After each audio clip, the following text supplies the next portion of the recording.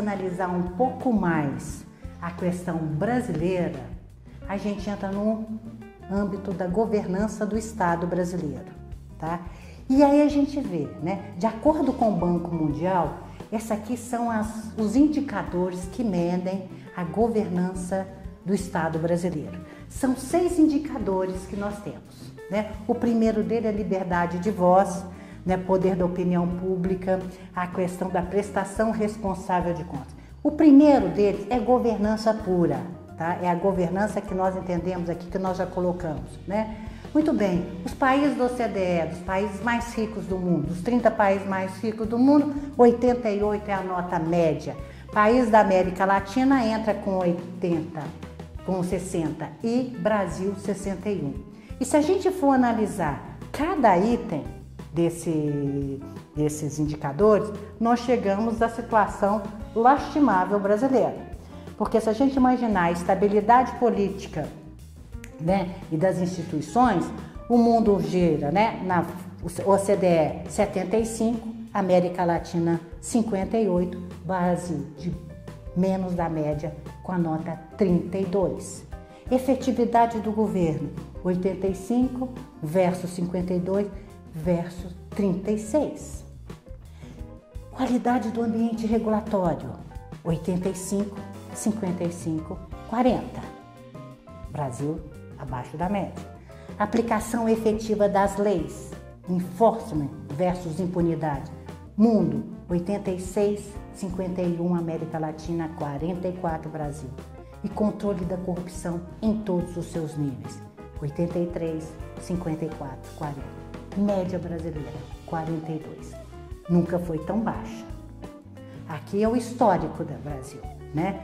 O mesmo coisa desde 88, quando o Banco Mundial mede o Brasil e ele mede todos os países dentro dos mesmos critérios. Vocês podem observar que a dinâmica da governança do Estado brasileiro tem sido a mesma da economia brasileira, ou seja, de um voo de galinha. A gente vai, né? Mas a gente não aguenta o tranco, que até a gente cacareja, faz um escândalo, estamos indo, estamos vendo isso, não aguentamos o tranco e caímos. Então, é mais esse movimento senoidal que a gente vê. Isso em termos de governança do Estado. Se não bastasse, né? Porque aqui hoje eu quero dar a noção, né, de como que o Brasil é o nosso pano de fundo para tratar esse assunto governança, além de entrarmos, né, mergulharmos no setor de mineração. Se não bastássemos essas pesquisas, esses ratings, né, que os bancos, né, o mundo nos vem, né, essas pesquisas, né, essas classificações, nós temos as classificações também das agências de rating. Agência de rating, agência de risco, mede o risco do país. No caso das agências de rating, dos Big Four, né, mede o risco do país. O que significa isso? A capacidade que tem o país para honrar os seus compromissos. A nota máxima de uma agência de rating é AAA. E dependendo do risco aumentando, vai diminuindo. Aí passa para BBB, diminui, e aí, então você tem países, né, de grau de investimento e você tem os países de grau de especulação. Muito bem, no último ano do governo Lula, nós ascendemos ao grau de país de grau de investimento. Achávamos na época que nós éramos o dono da batata quente, né? O que significa ser um país, né, de grau de investimento? Era a notinha que nós tínhamos na época, era BBB. Para vocês terem uma noção da diferença de AAA para BBB, é mais ou menos o seguinte: AAA, eu sou um investidor, tenho dinheiro, estou falando com você, eu vou aplicar o meu dinheiro num país. O cara pergunta assim, que país que você vai? Eu vou investir esse dinheiro na Alemanha. Aí o pessoal fala assim, não foi ainda por causa de quê? Porque existe um risco para você aplicar num país como a Alemanha é AAA. Mas é muito raro isso acontecer, porque lá tem todas as leis e funciona tudo direitinho. O BBB, na nossa época que nós ascendemos, BBB significa o seguinte: tem dinheiro? Tem. Escolher o país que você vai aplicar? Não, eu escolhi, eu vou aplicar no Brasil, que tem tudo para fazer. Triple B é mais ou menos isso. Você tem certeza que você vai? Você tem certeza? Dá para ir, mas fica veiaco. E isso é Triple B. Acontece que de Triple B nós passamos para Triple B Less, de Triple B Less passamos para Double B Plus, Double B, e hoje nós amargamos a situação de Double B Less. O que significa? De um país de grau de investimento, nós passamos a ser filhotinho de caloteiro. O que significa isso na prática? 4 trilhões de dólares de bons fundos de investimento são proibidos de vir aplicar o dinheiro no país. Por quê? Porque eles respondem à compliance internacional. Eles respondem à governança internacional. E nós não somos críveis. Nós não somos seguros para que esse dinheiro bom que tem que prestar conta para a sociedade como um todo, não tem.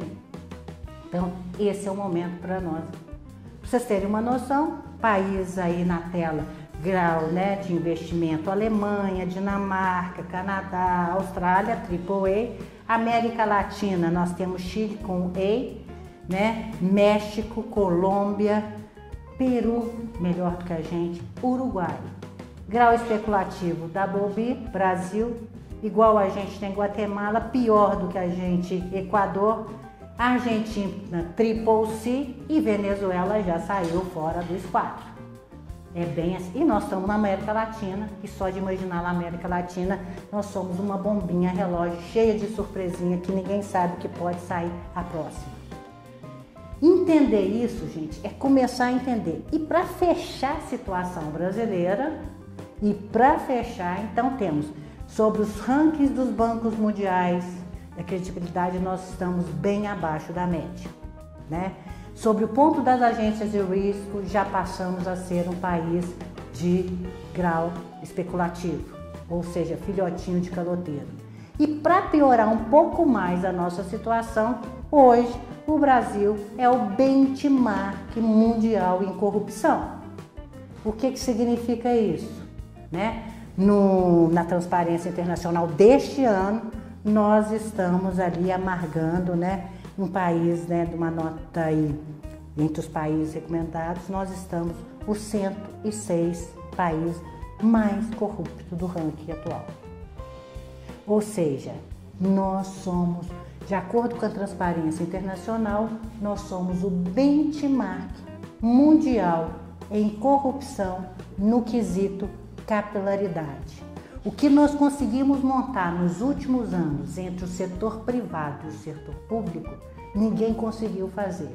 Não só satisfeitos de montarmos isso de uma forma com uma engenharia estupenda para o lado do mal, arregaçamos todas as nossas instituições de uma forma muito nefasta. Não satisfeito com isso, nós conseguimos exportar isso para 28 países. Exportamos a forma brasileira de fazer corrupção. E isso é uma vergonha que não vem. O que significa isso no resumindo da ópera? Qualquer pessoa que vai conversar com vocês, for trazer, né, qualquer coisa que tiver ali, conversar com vocês, dinheiro fora, vai partir do princípio o quê, gente? Que nós somos o quê? Se as informações todas que eles têm de um lado e de outro são essas que eu estou passando para vocês. Conversar de mineração, conversar de uma série de coisas que nós estamos fazendo, essas são as informações que o pessoal tem a nosso respeito.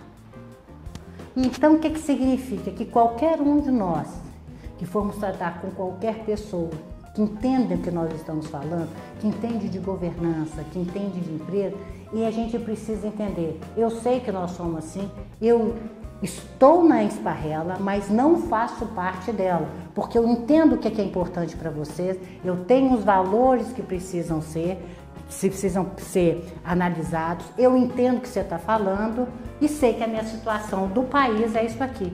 Então, os esforços que as nossas empresas precisam fazer para conversar de igual com essa turma é um esforço muito maior. Nós temos que apresentar muito mais evidências de que nós fazemos as coisas todas certas e mais do que fazer, que nós entendemos o que é certo para ele, concordamos com ele, porque os valores são os mesmos, mas temos que ter evidências e temos que mostrar e justificar uma série de coisas que a nossa situação, que nós criamos como sociedade, né, corporativa, sociedade pública, todos os setores nossos juntos criaram nesses últimos anos, né? E a própria Transparência Internacional, ela explica por quê, né? Todo mundo percebe que tem avanços, né, ali, mas o que pegou principalmente do ano passado para cá é o posicionamento do nosso STF, né, que praticamente paralisou. Então, para quem está medindo todo esse combate nosso anticorrupção e tudo, na hora que você vê a posição e ninguém entendendo o que está acontecendo, a situação ela fica complicada, né? E aqui, só um ponto, inclusive, que a gente vê aí na tela, que vocês precisam entender, né? O cenário só não foi pior em 2020, né? Porque teve sempre uma participação muito grande da sociedade, um posicionamento da sociedade muito grande e das instituições brasileiras que conseguiram, né, de alguma forma, barrar alguns retrocessos significativos que teríamos se essa postura não tivesse sido atenta. Então, a postura popular e a postura de muitas de nossas instituições na tentativa de barrar o que era muito comum, e isso também é percebido, esse esforço também é percebido.